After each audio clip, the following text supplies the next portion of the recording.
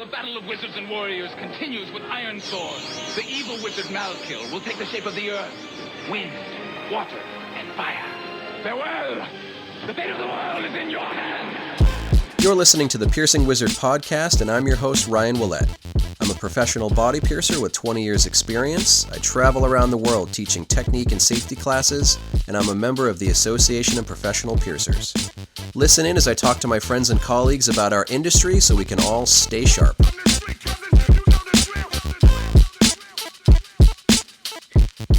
Hello. Welcome back to another episode of the Piercing Wizard podcast. We have kind of a deep dive episode planned today, something that just kind of came up through our conversations that we've been having over the last few days. But I wanted to bring up something kind of neat because you've had a lot of updates in your studio over the last few weeks, things that you've been kind of planning on for a while, and now they're finally implemented. So, do you want to talk about some of the exciting news coming out of Forest? Yeah, so basically I've fired myself, which long overdue. Long overdue, Too many definitely. complaints. Um yeah, I been giving it a lot of thought for a while, and obviously we both worked incredibly hard to get me to a position where I could come and do guest spots in the US, and I have a limited window in which to do that. And I just kind of came to a point where I was like, if I get to the end of this time period and I haven't made the most of this and taken full advantage of it, I'm gonna feel like a complete fucking idiot. So I have to just kind of like step both feet off the dock and do it. So I kind of worked out the best way to do that would be to, instead of um going through guest artists several times a year, having me being the senior piercer at my studio, my apprentice who's the junior piercer, and then having guest artists, that what made the most sense was actually for me to forfeit my position, hire another full-time piercer, and then just become the guest artist myself. Um, I kind of feel like that's going to be most consistent for client care in the long run. Get the guests that I've had have been great. I've had some really fantastic guest piercers. My new resident piercer, Kat, she's a previous guest piercer, but I do feel that there is obviously variation in the style of work and little things and little inconsistencies. And I think what's going to be most consistent is if I'm the guest, and then I have a full-time piercer, and my apprentice is the other full-time piercer going forward as well. So it's a pretty big shift, but I think, like I said, it's kind of time to step both of my feet off the dock and think about, the next 2 to 3 years and not the next like 2 to 3 months. Yeah, I'm really proud of you for making that jump because there's already enough pressure for you and for both of us to really make the most of this work visa with how difficult it was. And I didn't want to add any pressure to that by trying to encourage you to come over more than your comfort zone allowed. So I'm really proud of you for kind of making that decision on your own and wanting to put more time in at Precision. I really appreciate it. And I know that it can be really scary when you're in that studio owner slash full-time piercer role and you start to move out of like the piercer space and more into the studio management space. That's something that I've had to do in the past, and it felt really strange and really uncertain because you can plan for income and all these different things because it's like what kind of work you put in and what kind of benefit it can bring to the shop. And going into that unknown of having a new piercer, even when it's somebody who's like skilled, like Kat Swanton is a skilled piercer, but still like sometimes people with my studio, when I started to kind of move into more managerial roles and Evan really started to fill that space of like Evan is the lead piercer in my studio, it was really scary for me because it's like, well, will people respond to Evan in the same way that they responded to me? And it took a little bit of time initially, but now he's got arguably a larger clientele than I have in my own studio, and there's kind of a pride in it, partly because like I trained him, but partly because like I know that the studio is established enough where now it can sustain other piercers that aren't just me specifically. So I've been through something similar in the past, and I know that you can find your way through it too, but I know that it can be really challenging as a piercer getting into that space. It is definitely uh anxiety inducing for me, certainly, to, give up being as involved with the day to day. Like this has been my first week technically not having a job, and I've still been in the shop every single day because I don't know what else to do. And I'm sure that that'll wear off gradually over time to an extent. No, it Um, won't. You're still going to be there all the time. I'm still there all the um, time. I do have great people like Jordan and Kat are amazing. Like I feel completely confident in their skills, but I think it's more like a personal piercer identity crisis when your situation changes, that Yeah. you don't know what to do with yourself exactly. And so that's going to be the biggest difference. And I actually was feeling okay about it. Like quitting your job and losing your main source of income should be terrifying, but the truth is, I think that I'm like frighteningly comfortable being broke because it's happened to me so many times. Like starting up the studio, broke, COVID, broke, moving studios, broke. So it's like that the financial aspect, it doesn't scare me as much as it might other people. I think for me it is more that identity crisis of like, right, so what am I doing? And then of course it's been a really quiet week. It's just one of those weeks. It's been really quiet, and so I've got even less to do. Yeah, I got a good advice from my apprentice. He was talking to me last week about how I have to be careful that I don't take all this free time I now have and fill it up with stuff to do. Um, because that's Yeah. Who would ever do something as foolish as that? Yeah, so it's the anxiety I feel around it. It's entirely to do with like that piercer identity, internal anxiety. It's definitely not about the studio itself. Like I feel completely confident that it's very sustainable, and in very, very good hands. And I'm still going to be there part time. It's just I've never really done that. And I'm, of course, going to be guesting with you more often. So I'll be piercing over there more. So it's just a big change for me. For someone who hates change so much, I certainly fucking throw myself into it more than I should, more often than I should. Well, But I we I would are. like to use the word adaptation because I've seen you Mhm. have to adapt to Glasgow, UK, the economy, shifts in just all different kinds of things over the last few years, and you've adapted to all of them. And I think that that's the sign of a successful business person is being able to adapt and overcome rather than just like fold. Yeah, I was asked a couple of weeks ago, like, are you worried about, the tariff situation and that kind of thing? And I was just like, no, like, no, like I'm just not. Like, I You know that sweet summer child. I know that I should be, but it's like, again, there have been so many things that have Yeah. come up Yeah. and gone wrong that I'm just not prepared to like fully think about what I'm going to do or what's going to happen until things have properly manifested and come into effect, because I've it's like you've already got enough stuff day to day to worry about Yeah. than this ever changing sea of nonsense that's going on politically. So encourage everybody else to not be worried about it as well, because it's not going to do any good.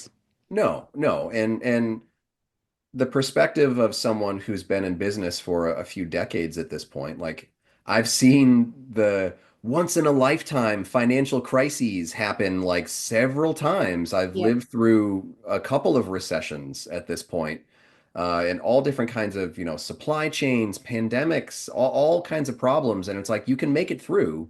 You just have to make good decisions. Yeah, so I mean, I know that there's going to be times that it's going to be tough, but there's always times that it's tough. Like, I don't know about you, but pretty much my entire career, I can't remember a time where I've just been fucking running through a meadow with flowers in my hair and butterflies flying around me. Like, it's pretty much always been a shitstorm. So Yeah.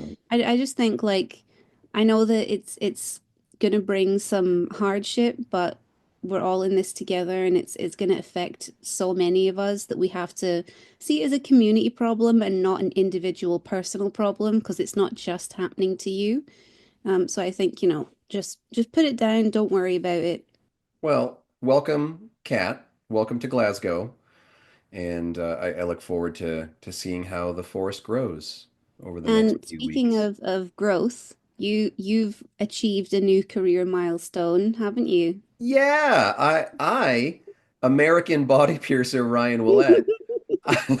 I am now a member of the United Kingdom's Association of Professional Piercers. So, UK Yay! APP member Ryan. Yeah, I'm so excited. It's pretty cool. The the thing about it is I've been going to the UK APP conference since technically before it was a conference. I went to the first UK APP meetup, and I've been to essentially all of the conferences except for one where I had like a personal family emergency. But I've been to pretty much all the other conferences. I really enjoy that community. I really respect that community, and I don't know if proud is the right word. Like I know that I've been trying my best to support the UK APP and their growth, and I'm really proud to see where that community has gotten so far, and I'm really excited to see where they go in the future. So I'm excited to be in the members meeting and disrupt everything American style. Yeah, I'm very excited to be able to have you for a whole extra hour of hand holding at conference this year. Yeah. Just to come to the members meeting. And I can get those the member gifts. Like there are really cool member gifts for the UK APP. I remember the year where you all got the little gold logo, Mhm. and it's always cool seeing like Jordan wear his right on his Yeah. face, and last year with the Mr. Sebastian doll. So, but the application process was pretty easy because I piggybacked it onto my APP membership renewal. Congratulations to Lily Crawford from my studio. Lily is now an associate member of the APP. So Lily takes care of our front counter and does a lot of our sterilization and jewelry work in the studio also. So Lily's an associate member now. So congratulations, Lily. Through Lily's application, we had to reapply basically for the environmental criteria because they expire over a certain amount of time. So you helped me shoot the walkthrough video, and I submitted all the info about my new autoclave after the upgrade. So I thought like this would be a prime opportunity to apply to the UK APP also, since I already had all my material prepared. So it was a really easy process, pretty simple to submit all that stuff and then just pay my fee. And now I'm a UK APP member. So really happy to officially be part of that community, Yay. even though I Hopefully. have never performed a piercing in the United Kingdom. Yeah. That's true, isn't it? Yeah, it is. Like for you to pierce over here, massive amount of work to get that visa. I have no idea what it takes to get the equivalent visa for the UK, and I do not want to know because I'm fine just piercing in the States. Thank you very much. Well, I'm very excited for seeing what the member gift is this year. I hope that It's it's not me. just like, It's clearly it's me. I'm hoping it's not just like a hearty handshake. Yeah. Pat on the back. Yep. You know what's been bugging me all day? Can you remember Everything? who wrote the 1999 No Angel album? Is this another one of your patented Lola Slider No, transitions? it's a genuine question. There were some real hits on it from, the Millennium and things of that nature. You don't No idea where you're going with this. you don't remember? It was Dido. Oh, no. Okay. So the thing about Dido is I've never owned a Dido album. I honestly couldn't tell you one other song other than the one that Eminem sampled for the Stan song. Lovely voice, but I am not terribly familiar with Dido's work. Oh, well, there you go. 1999, No Angel. Well, that was a brilliant transition. I'm glad that you brought that up because I just so happened to have a new video about Dido piercings No spelled. fucking way. Can you believe it?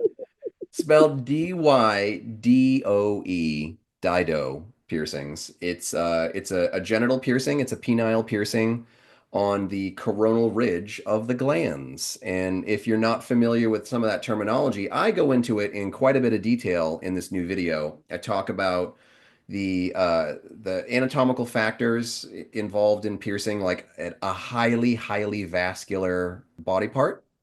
I talk about jewelry and marking, and I show a nice close-up example of doing paired dido piercing. So if anybody's interested in that, it's available now at patreon.com/RyanPBA, and I think it's one of my favorite videos that I've made recently.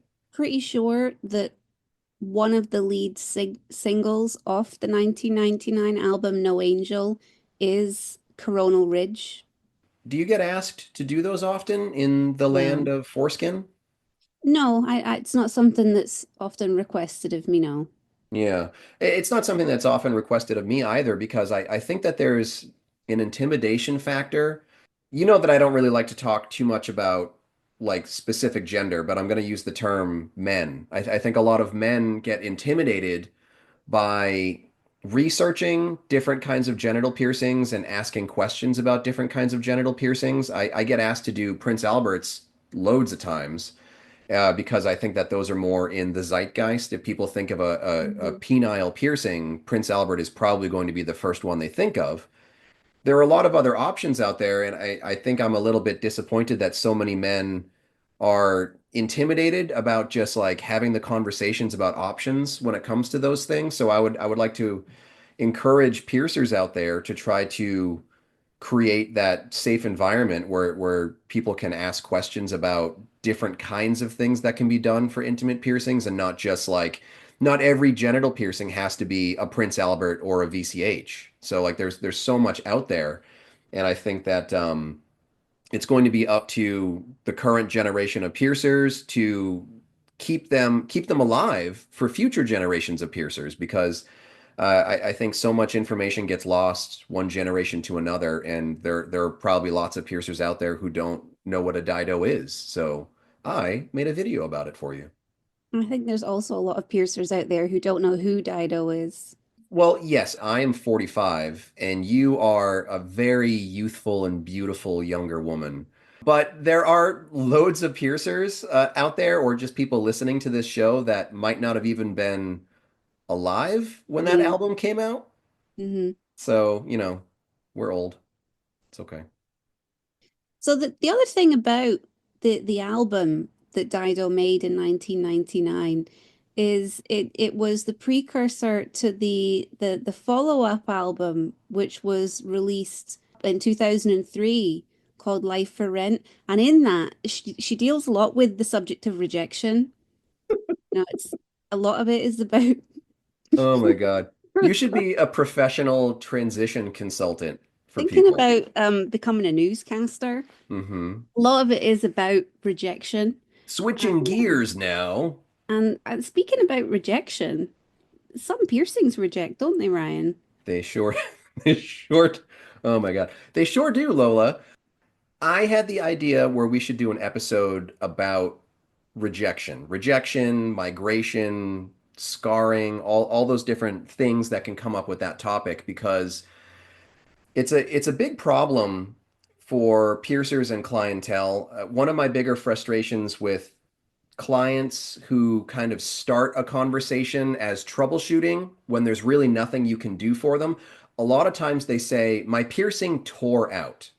My eyebrow piercing, my navel piercing, my nipple piercing. Oh, it tore out and I want to get it redone. And when I hear that phrase specifically, I'm always going to follow up and say, like, I would really be more comfortable to do an in-person evaluation, or if you're comfortable sending me a photo because it's almost always a rejected piercing. And like, yes, the very last gasp of that piercing's life might be tearing. It might be like a traumatic tearing accident because it's just holding on by this tiny little thread of skin or a scab or something like that. But it's been rejecting or migrating for weeks or months potentially.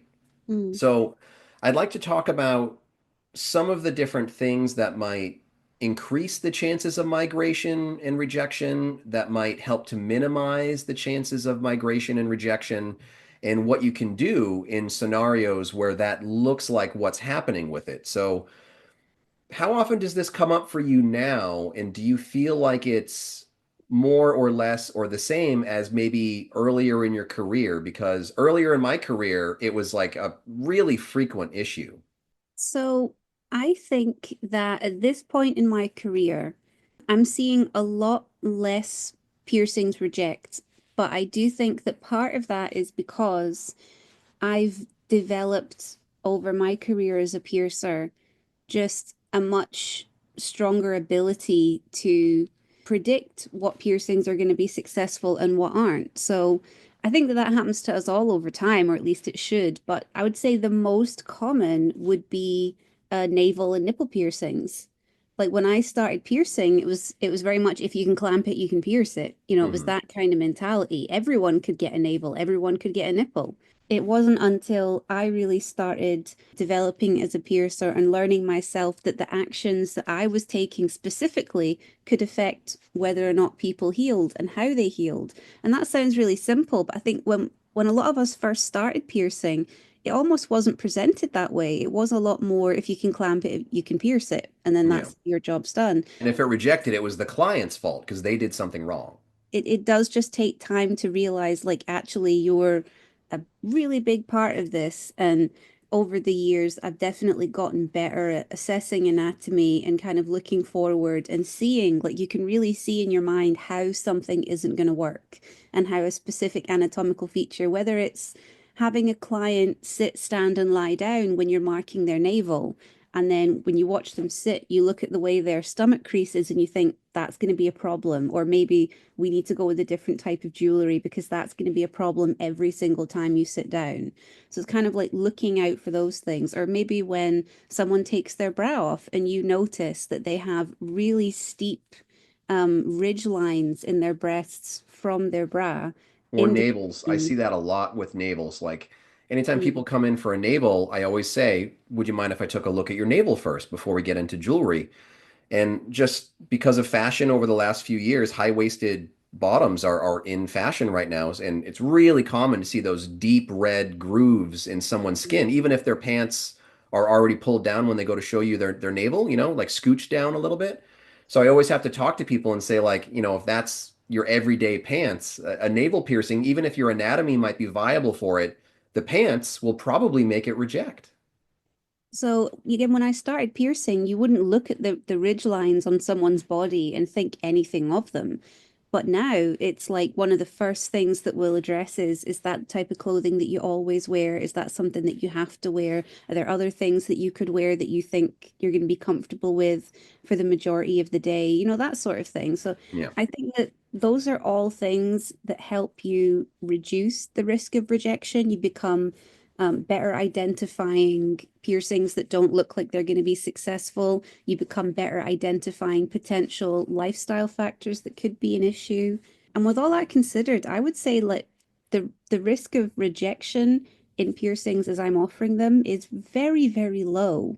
I would say probably the biggest cause of rejection that I'm dealing with now is a long-term failure to downsize of eyebrow piercings, Yeah. because we had a big boom of eyebrow piercings happening kind of post COVID. I think that the trend kind of started with all the mask wearing. People were getting a lot more bridge piercings, a lot more eyebrow piercings. And then we started to see that kind of like double vertical central eyebrow placement becoming more popular. Lola Young, trendy pop star. I know it makes me sound like I'm 1,000 years old, but trendy pop star that does that messy song that's all over the internet. They've got a triple eyebrow piercing. Yeah. So like it's something that we're seeing a lot more. So people are having this piercing done, and despite being, at least in my studio, despite being told this is something that you may need to downsize. If you can see this much length on it, come back in and have it downsized. If you're not sure, email us a picture if you want to drop it. Really just doing everything that we can to encourage it. We would still get people in with the Joe Exotic hanging on by a thread, you know, like a year after being done piercings, and by that point, it's a rejected piercing. It's got to come out. Yeah. Eyebrow piercings, I don't think would be the top of my rejection list. The thing for me is how can I talk about it the right way? Surface piercings. I want to talk about surface piercings and that same way that you had maybe the mentality or lots of piercers have the mentality earlier in their career of if you can clamp it, you can pierce it. I've done quite a few surface piercings in my career, and I would say that the amount that have fully healed long term would be at best 25%. And Mm. it's really discouraging. It's really disappointing, especially this far into a career. I get asked to do surface piercings very infrequently now. Like they're not a super common thing. Like 10 years ago, definitely was doing more surface piercings. 20 years ago, doing more surface piercings. But now the farther we get away from the 1990s, I'm not doing a lot of surface piercings. And when I get asked to do them now, I have this kind of sinking feeling where it's like I know how to perform a great surface piercing, but that that doesn't have a direct correlation to how well they're going to heal because so many different factors can go wrong with the surface piercing. So it's really disappointing, it's really discouraging when you perform a piercing and you know that you did it to the best of your ability. Even those surface piercings where you look at it and you're like, I nailed that one. And then 6 months later, down the road, somebody's like, "Hey, I'm having problems," and they send a picture, and you're like, "Oh, it's rejecting." There's Yeah. really nothing that can be done to stop it. There's really nothing that I can suggest. There's no jewelry change. There's no aftercare. There's no troubleshooting that will stop that from rejecting. So Mm. it's a bummer because I've had to have that conversation loads of times with people, and now like being at a point in my career where I don't know, let's just say 25 years in, when I get asked to do a surface piercing, sometimes it's because people know that I've been doing this for a while, I have good experience, and they ask because they think that I have this secret to make surface piercings heal. And I have to really often disappoint people to say, like, look, I can do this to the best of my ability, but still, like I'm really only going to give a surface piercing a 50-50 chance of healing, like a surface bar piercing, a 50-50 chance. And like I'm not getting asked to do napes all the time. If it was napes all the time, I'd probably feel a little bit more confident and say like maybe more like 75% success rate. Mm. But I would say the most common surface piercing that I'm getting asked to do now is a tie between some variation of a horizontal eyebrow or some variation on like a vertical tragus, aka sideburn piercing. And those ones, like 25% success rate. And you know, you're lucky to get even that if you're someone who wears makeup. So Mm. it's a bummer because just like dido piercings are more and more rare every year, surface piercings like they come and they go in the zeitgeist. Like when people are thinking about surface piercings, sometimes they're hot, sometimes they're not hot. But no matter what, like there's no magic bullet for surface piercings. And that's been really tough for me to kind of digest over a long-term career. So, the way that I feel about it is that I feel as though there has been a shift in the mentality of how we interact with clients, clients interact with us, that's maybe not as in some ways there have been improvements and in some ways there have been downgrades in that relationship over the past decade. A lot of things have changed, like for example, now it's not enough to be an expert. You have to compete with the device in someone's pocket that's going to give them more information than they ever know what they could possibly do with, like, so in that respect being an expert at anything has gotten a bit more challenging. But when I was a teenager and you would save up your pocket money and go up into the city for the day and go and get a piercing done, and you turn up at school with a new piercing, and you were having things done. Some piercings were really just temporary. Like they weren't intended to be forever things. Or when you're young, or when I was young, a year was a really long time. Like a year felt like a tremendously long time.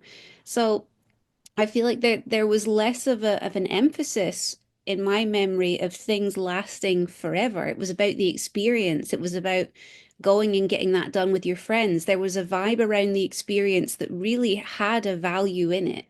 And, I had things done that rejected, and there was never a part in my mind that went to blame.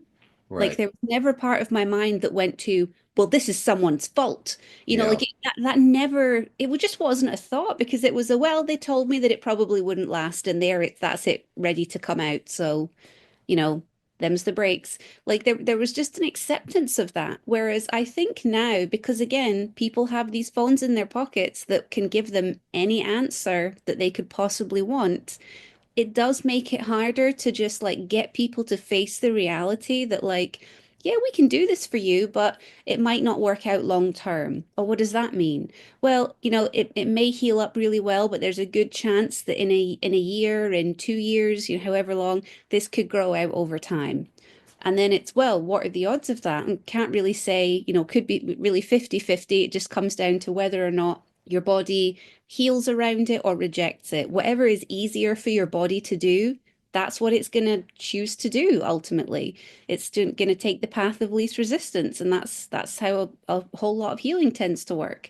And I feel like now when you say to someone, hey, you shouldn't have this done because it only has like, a 10% chance of working out, what they're going to hear is, I'm in the 10%. They're Right. going to hear, I'm definitely in the 10% that's going to heal. And you're like, you don't get to pick. None of us get to pick. Like if you want to have something done that's got a risk of rejection, I advise people to just look at it as something that could be temporary. Like this might not last forever. And I think eyebrow piercings are probably still up there with me for piercings where we do say to people, these are more prone to rejection. This tissue is very delicate. You do need to be careful with it. You do need to downsize it, that kind of thing.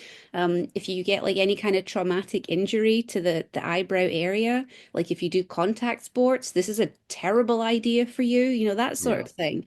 And really just try and help people understand that I can do this for you. It's not going to be dangerous for you, but it's probably not going to last. And you're ultimately going to have to make the decision as to when you'd like to retire it if that happens. Is that something that you're comfortable with, or would you rather we just do something else that doesn't have that risk?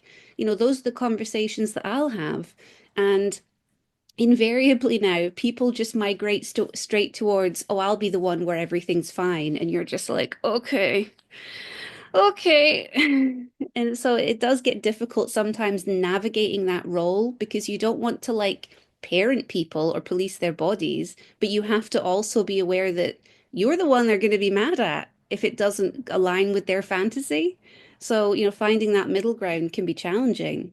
A recurring theme on probably some of this episodes will be setting a realistic expectation for people, Yeah. because that can be kind of a moving target depending on experience, skill level, the information that you feel comfortable conveying to people, talking about aftercare and all these different things. Like there is a certain skill factor for the piercer. There is a certain common sense factor for the client. And if all those things can line up, people will have typically a much higher chance of success. But you have to be able to communicate that information well to people. When people come in, there are certain kinds of piercings where the whole staff knows, okay, we need to have this conversation before we even get into jewelry, before we even get into pricing, all these different things. Yeah. So a piercing that used to be more problematic for me and now really isn't would be nipple piercings. For a Mhm. large portion of my career, I was using clamps for all of my nipple piercings, all of my navel piercings. I talk about it a lot in my classes. So if you're going to be in my nipple piercing class at the APP conference this year, I'm going to talk a lot about why I don't use clamps. For any conferences where I'll be doing my naval class this year, same thing. I'll be talking about why I personally don't use clamps for those piercings. And like the simplest version was like I was getting a shallower piercing.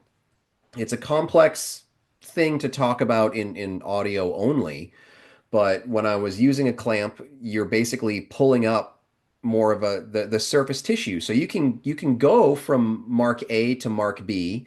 you can get plenty of length on something, but you might not be getting the correct depth. And I don't mean just bury the piercing because that's problematic in its own way, but I mean the correct depth. And now with my methods, a lot of them are based on bevel theory and they're clamp free and all these different things. So that can make a much healthier piercing.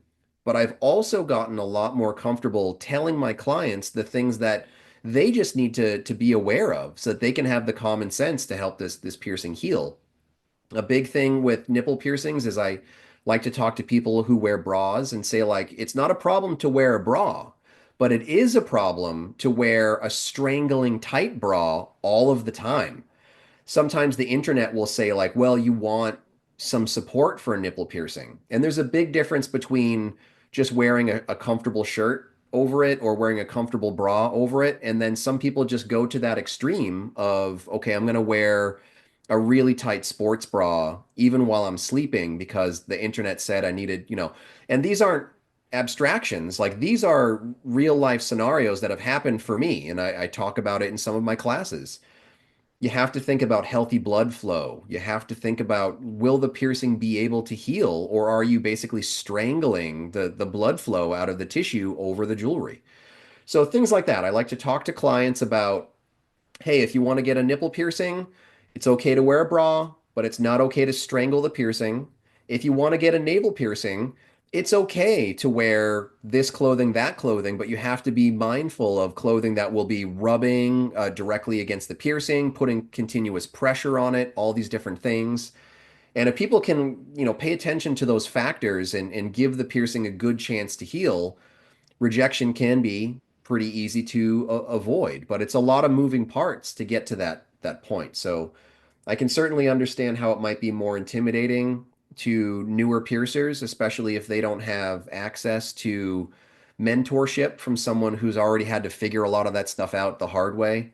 It can be a difficult point in your career to realize that, like, you might not have all the parts to the puzzle yet to be able to get certain things to heal well. So it can be really challenging. I think that that's one of the bigger benefits to someone with experience teaching a class, mentoring, making content, is sharing those things that you had to learn over years and years and years of trial and error. I think that that can give a huge benefit, a huge jump start, a huge leg up to a lot of these newer piercers because they might not have to make some of the same mistakes.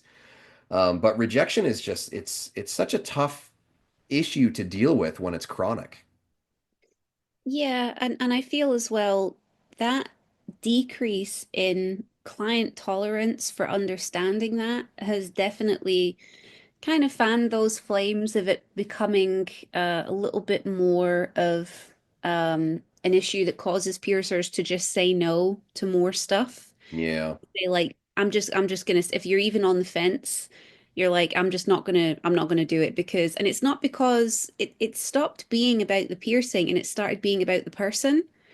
I think that there have been a lot of situations where piercers have kind of thought, does this client really understand? Is this going to be worth the stress? Is this going to be worth the conversation that we have potentially in 6 months' time where they're upset that the piercing hasn't worked out if that's the avenue it goes down? So I think that there has to be a meeting of the minds. And you're not the only one that's responsible for that. You are half of that combination.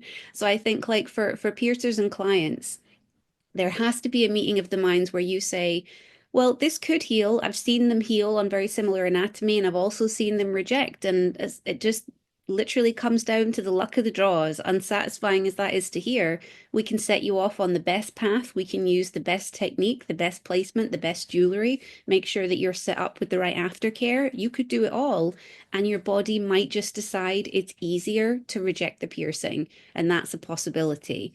And I think if you're talking to someone and they don't seem to understand that, that could potentially be a red flag that it's maybe not an ideal piercing for them to get. So I do think that like that's a two-way conversation, that there's only so much we can do to explain that. We can't make people understand it. Yeah, I have to include a little section about rejection and migration in my consent forms Hmm. these days too, because sometimes you can say these things to a person verbally, and then whatever it is, if they're distracted, if they're excited, or if they're just not good at retaining verbal information, if a problem does come up that was predictable, that was explained, that was disclosed, and they consented to, sometimes they can still get really upset. And then you can respond back to their initial inquiry and be like, well, this is what we talked about when I warned you about the risks of, like a surface piercing, a prime example. I do recall vividly there was a client who came in, they were really excited to get a horizontal eyebrow piercing.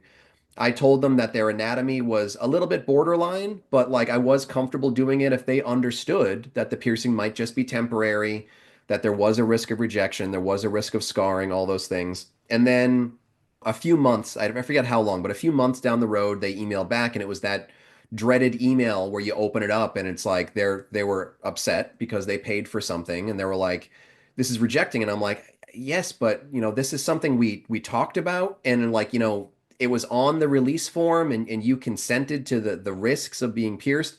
I wasn't trying to like have it be a gotcha moment, like too bad, so sad, but it's like it is very different now in a world where piercings, I think, are so much more expensive.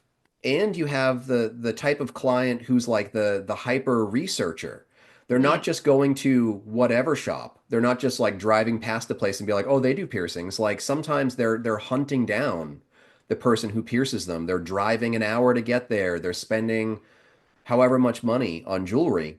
So sometimes, it's natural for them to be upset when the thing doesn't work out. But I really want to try to set realistic expectations when people come in for something. And, when it's Yeah. certain piercings that are maybe a little bit more risky in terms of rejection and migration, they really need to understand those factors.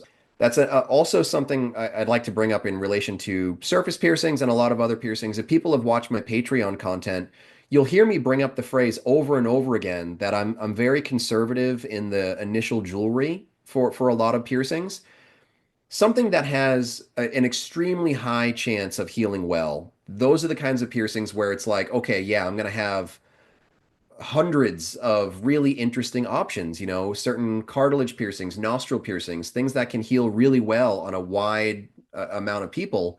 I'll have tons of options. But if somebody's asking me for a surface piercing, I'm going to say, like, let's just do it with either titanium gem ends or titanium discs. I really don't feel comfortable starting a surface bar piercing with gold, even like a simple style, because it's got that additional price tag to it. And what I like to tell them is, let's get you healed for at least 6 months before you spend a bunch of money on end pieces, because there is that risk. Even if I feel confident doing the piercing, even if you feel confident in caring for the piercing, it's still a surface piercing. There is still that chance. So let's just, go into it a little bit more cautious, cautiously optimistic, but let's go into it a little bit more cautiously.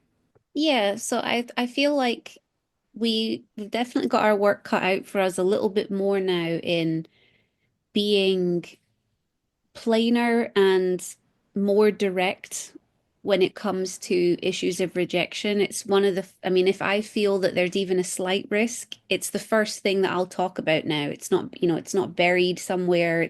We don't even look at jewelry until we've kind of gone over those factors because I do think it's so important. And, it's on the release form and then we go over aftercare and all of this stuff. And I do think at a certain point it is a two-way meeting of the minds. You both have to be in agreement of what it is that you're doing, because that's informed consent, really.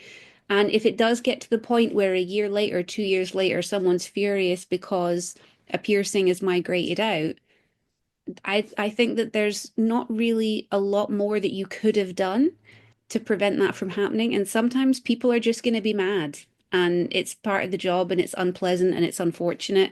But the alternative is that we just become so, like you say, conservative in how we apply body piercing that we cut off so many potentially good clients who could heal well from having things done, which is also something that we don't necessarily want. So, it's definitely like a tough thing to navigate is finding that middle ground and just trying to make sure that you're being as direct as possible and really trying to help customers understand, like, we're going to look at this as a temporary piercing. Are you okay that it's going to be a temporary piercing? It'll be wonderful if it heals, but in all probability, it'll be temporary. Is that okay? Are you happy buying this jewelry, or should we start with something more basics and just see how we get on? Maybe do you want to do, one nipple and not the pair and see how you get on with the healing, and we'll see how you go. Like, and I know that there are piercers that'll think, well, if you're not sure, why do the piercing? But there are so many clients. I would say the majority of clients, people walking around, have some form of ambiguous anatomy where it might work out really well or it might not work out really well. Like, it's actually the minority of clients, I would say, that we look at and they're just perfect for something, you know? Right. Right. Like, because you know what it's like when you get like a really satisfying navel ridge, or really satisfying shape of a nipple or any other part of the body where there's a little satisfied thing in your piercer brain that's like, oh, that just looks perfect, you know? But most people don't have that. So I think you have to meet people where they're at a little bit. Set your own boundaries for what you would consider to be an acceptable level of risk, and then just communicate them as firmly as you can to your clients. I think one of the best eras of body piercing to prepare a piercer to have those kinds of conversations was surface anchors. Surface Mm, anchors, everybody had to get real comfortable real fast, being like, sure, I can do it, but it might not work out at all. Like you might get 6 months out of it, you might get 6 years out of it, and it's really just a roll of the dice as to how it's going to be. And I think that clients could respond really well to those conversations for surface anchors specifically. So I think you can take a similar conversation and mm, transplant it over into whatever else you might be thinking about. Like, I'm not saying be reckless and just say yes to everything. I'm not saying be so intimidated that you say no to everything. Like, you have to find your own comfort zone as a body piercer. I've found mine, you found yours. Something else that I want to talk about is the stuff that just will not help. Like, I mm, think that another instinct for a body piercer is I can fix this. I can fix mm, this. And a lot of times there's nothing that can be done for actual genuine rejection. Like if something is migrating, like a small shift and not really like a significant travel. I don't know what terminology to use, but if it's migrated just a little bit, sometimes, as you said, that can be related to like, well, maybe you just didn't downsize a piercing that should have been downsized. Different factors that are maybe related to jewelry, something that you can change. An end piece on a post, the length of a post, the size of a ring, different things like that. Sometimes it can be an aftercare factor. Hey, you're really over drying your piercing, or you're not cleaning off the gunk, and it's forcing your piercing to sit at an angle. Those conversations you can have really productive outcomes. You can course correct, you can do some little tweaks, but I want to talk about some of the stuff where you have to look at it, you have to be honest with yourself, and you have to be honest with the client, and sometimes it's the most professional thing to say. There's just nothing that can be done to save that. So my suggestion as a piercer would be take it out now before it definitely just rejects and leaves a really significant scar. So what are some of the things that you've either tried or you've seen other people try that just was never going to work? This is kind of a common one, I think, because it's the first one that comes to mind. So with nipple piercings, my rejection rates, I think, are very, very low, very rare. We try and do the best possible job we can in doing anatomy checks for nipple piercings and making sure they're good candidates for healing, because it's not something that you get multiple shots at doing typically. Like the scarring that can leave and the damage that can cause can really prevent further work being done in that area. But something that I've seen from other studios coming in where clients have been pierced elsewhere, or maybe they've been pierced on holiday, that kind of thing, is they'll come in and the piercing has developed what I guess you would call like a fissure in the center. So in the center of the nipple, a hole has formed, and you can actually see the bar through the center of the nipple. It usually starts as something that looks like a pimple, and then Mhm. eventually that pimple erodes Just and makes like a hole. yeah, because it's the easiest thing for the body to do is to just kind of seal off the edges, and then you have this permanent little hole there. It can't be fixed. There's nothing that you can do to make that hole go away other than remove the jewelry. But people will come in with a plaster on, like a plaster A on their band-aid. She nipple, means a band-aid. a band-aid, and you can see from the adhesive around the edge that they've been putting plasters on it for some time, sometimes weeks. Sometimes people will have been just like sticking a plaster on it every day for weeks, thinking the plaster's going to do something. It's not going to do anything. Um, there's nothing that it's going to do that's going to reverse that process or stop that process at this point. So I think that's probably the most common thing that I see is people just putting band-aids on stuff that's already well on its way to rejection.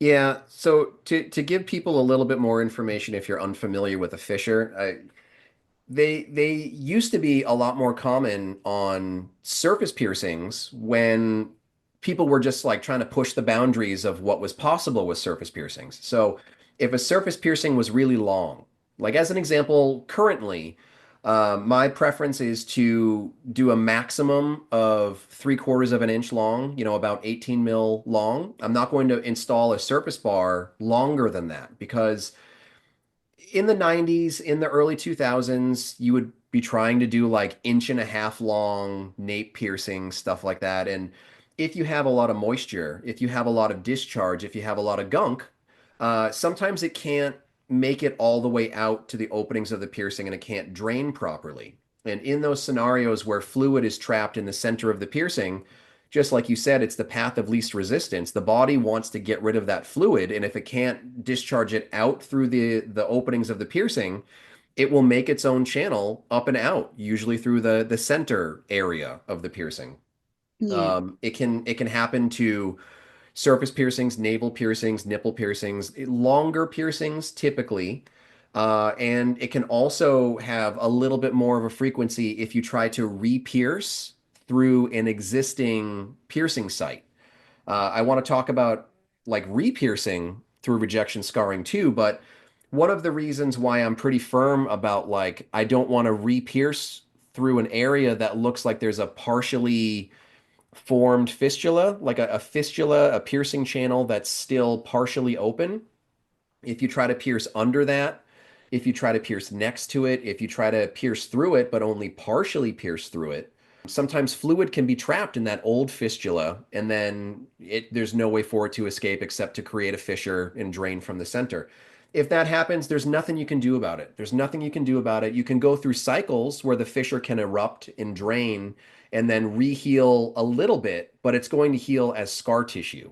It's going to be much more likely to re-erupt, re-drain, go through that cycle over and over again, and it will leave more and more scarring. So that's another issue that I brought up in some of my nipple piercing classes and navel piercing classes. I have examples of multiple fissures that have gone through those cycles, and there's no amount of soaks or compresses or band-aids or whatever that's going to stop it and heal it once it's started. So that's another thing that's a big issue for me.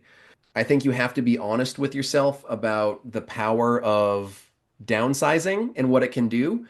Downsizing can be a preventative measure.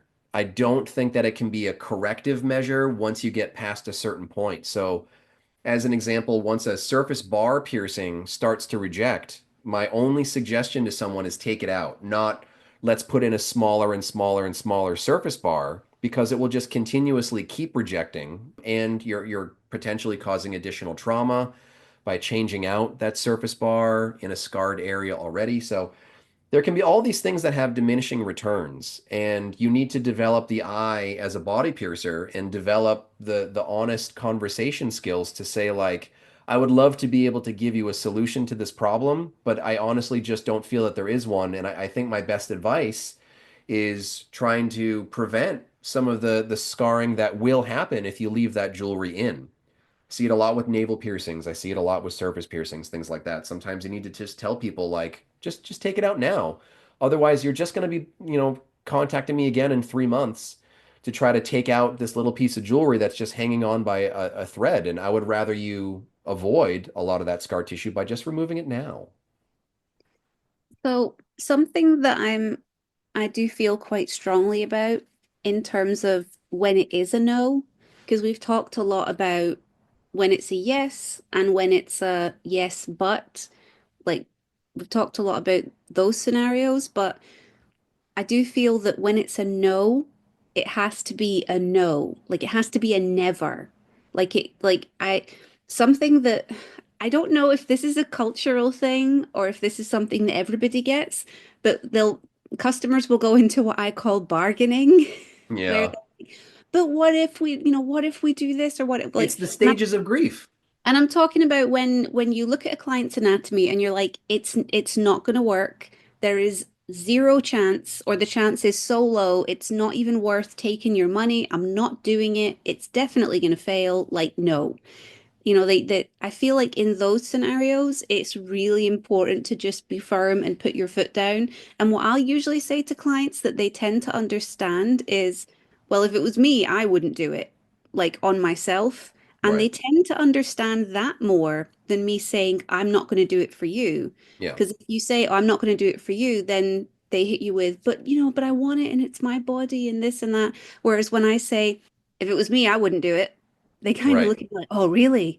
If you go to a restaurant and you're asking the server like, well, what do you think about this dish? And they're like, I wouldn't eat it. And you're like, good enough for me. Right. So it's like a different way of wording it that I don't know why, but it just seems to sink in better when I'm like, I wouldn't do that. Yeah. Because it almost they do feel like, oh, she really means this. Whereas when you're saying no to doing it to them, it feels gatekeepery. It feels like they're being denied something that they want to do. And I feel like that causes people to kind of push back a lot more. Whereas when you say, well, I wouldn't get it done, there's no way that I'd be getting that done if I was you, it'd be a waste of money. It kind of almost makes them feel a bit more like you are on their side. Like you're trying to do them a favor, you're trying to help them out. So I find that works quite well. And Yeah. like, because I am now so used to clients entering that kind of bargaining stage, I am really careful to not give them any false hope. Like Right. if it's a no, it's a never. It's Yeah. let's do something else. Let's spend your money on anything else. Don't spend it Right. on this.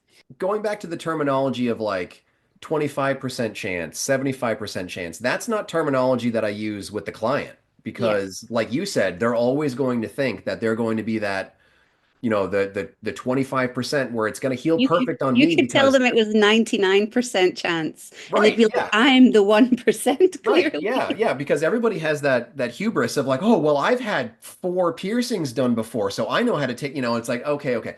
So I'll just say, I'll use terminology more like I would give you a very low chance of this healing well long term. Or I might give you a reasonable chance or a high chance, but I am probably not going to Yeah. be like, I'm going to give you a 17% chance that you're going to heal good. Yeah. Something else that I think is not beneficial would be kind of that shot in the dark snake oil kind of aftercare or troubleshooting. I'm not going to reference the product specifically, but I think if people know what I'm saying when I say bird juice, do you know what I'm saying with bird juice? Yeah. There was a product that was made from rendered animal I fat. yeah, I Sorry? had some bird juice when Yeah, I I was had some younger. bird juice. I put bird juice on my piercings a few times. I found that it was fantastic as a hand moisturizer, but I no longer suggest it for body piercing because I think it gives people this kind of false hope of like, well, if I just buy this extra thing and put it on my piercing, then everything will Mhm. work out fine. And I've heard people try everything. I've heard people try peanut butter and homemade sea salt solution and preparation H and all, Vaseline and all different kinds of things.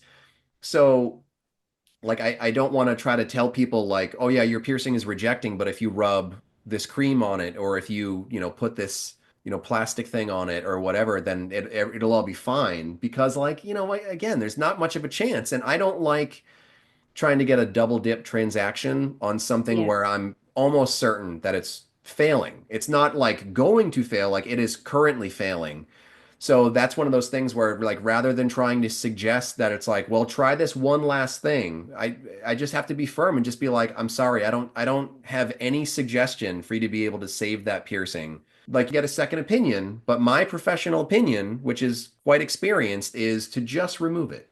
Like, think about it this way. There isn't a product that exists on the beauty market, which is a $1 trillion industry, that can actually make you look younger. Like, not Right. really, because there Yeah. isn't a product you can put on that reverses aging. All you can do is make the best with what you have. And when you're dealing with a piercing that's rejecting, that tissue is breaking down, it's literally dying off.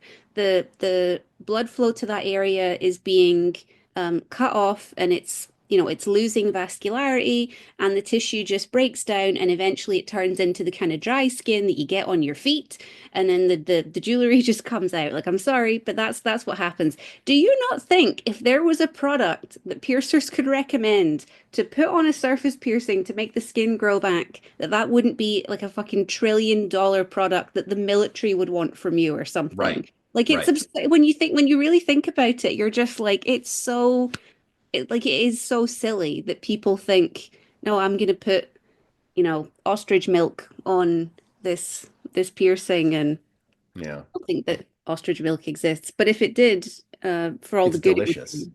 Yeah.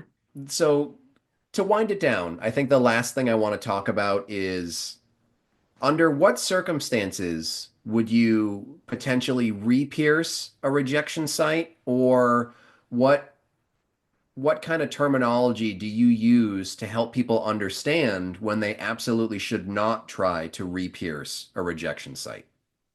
So the most common kind of like turn downs, I think, that I see for re-piercing are, well, there's a few different examples, but I guess navel piercings are a big one, because like once that earth is scorched, there's not a lot that can be done about it, because that scarring can be quite nasty. And it just, if you think about it, if someone originally had an okay navel for piercing, and you then pierce it and it rejects, a big chunk of that original anatomy is now gone.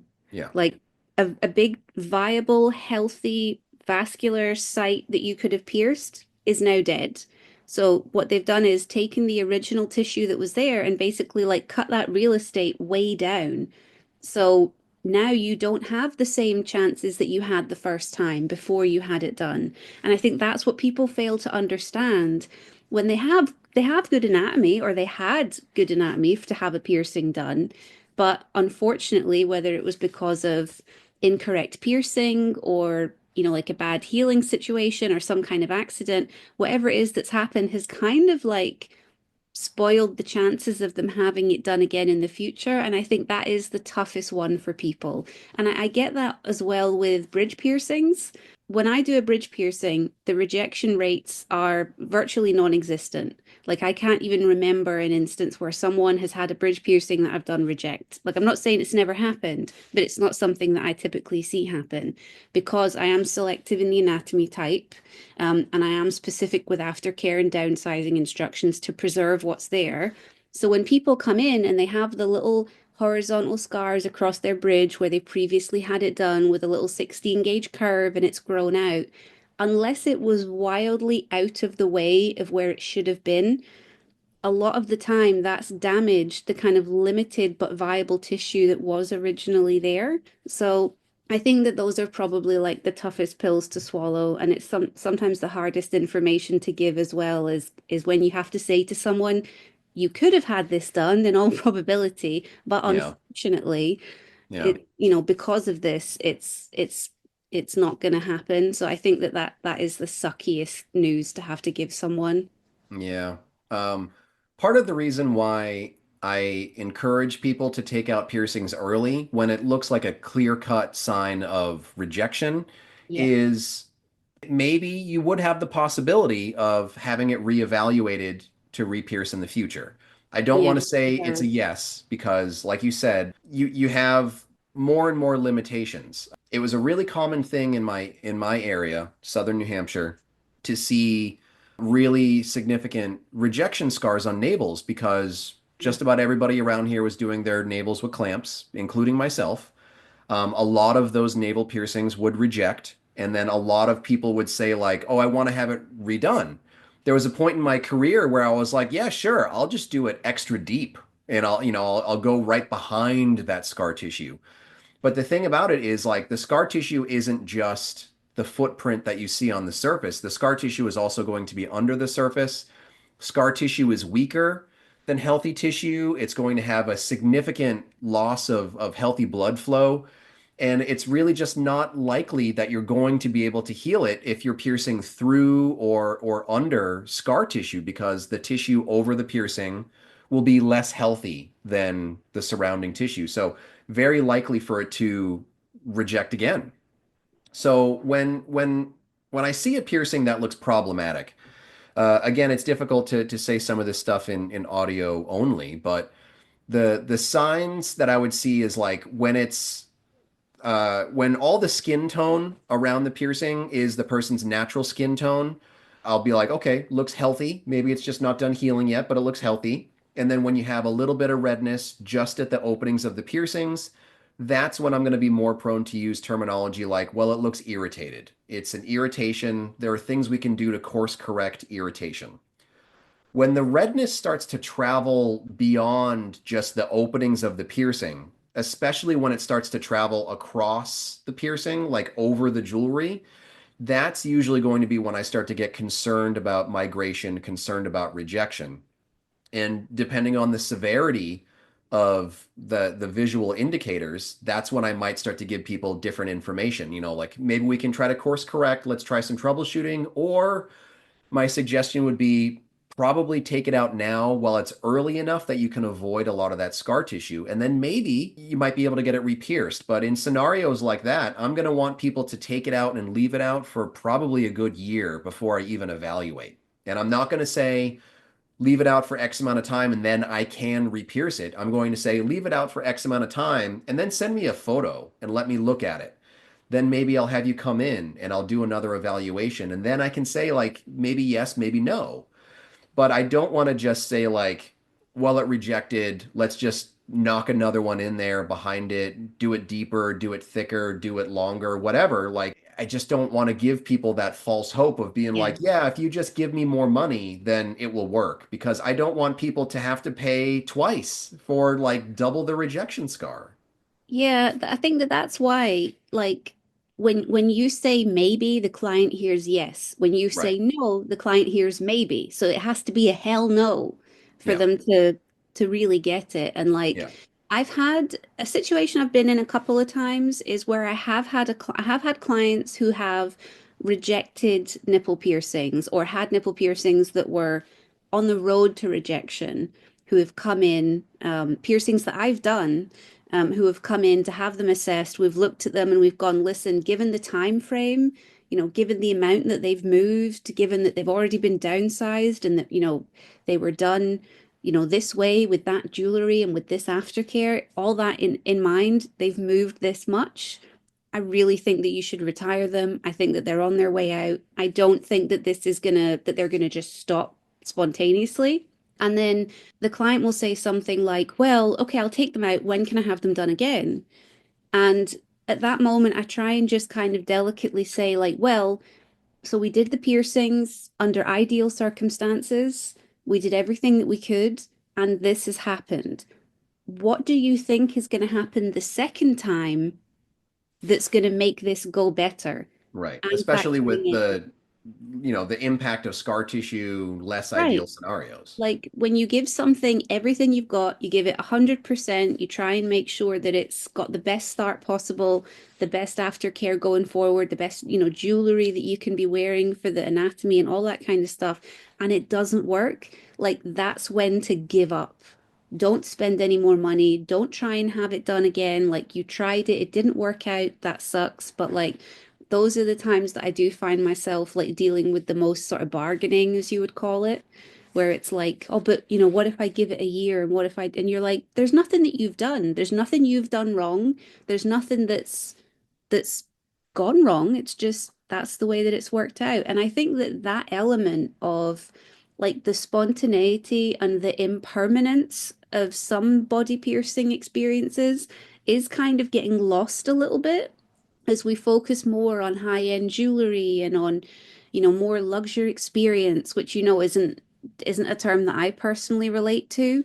As that becomes more the focus, that style of piercing where it's an experience that you went and had done and had on your body for a while and now it is no more, that doesn't seem to be as common as it was when I was a teenager. So I think that, it would be good if we could embrace that again a little bit more, that body piercings still have value if you only have them for a year or 2 years or 3 years as a marker in your life. Yeah. There are a lot of different ancillary topics that might go along with a conversation like this, conversations that you might want to have with the other piercers in your studio, with the shop owner, with mentors, things like that. A big thing in my studio is like just knowing when to maybe restrict some of the jewelry choices. Don't try to sell somebody a $500 piece of jewelry on something that might be a little bit prone or riskier for rejection, things like that. Maybe wait and see if it heals and how well it heals, and then so in to kind of tie it back around to the economic side of it, respect clients' money. If you want them to continue coming back and continue supporting your business, sometimes you have to give them the hard truth of we've done everything to the best of our ability, but it doesn't look great. So my suggestion would be to retire it.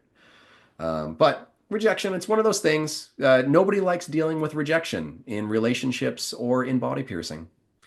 So I think that that's a good place to leave it there. I think that's a good conversation. I know we were kind of struggling on what we can do an episode about. For the people that are coming to the APP conference, I just put in my order today for all of our various like t-shirts and pins and stuff. We have a couple of new designs that I think are really fun.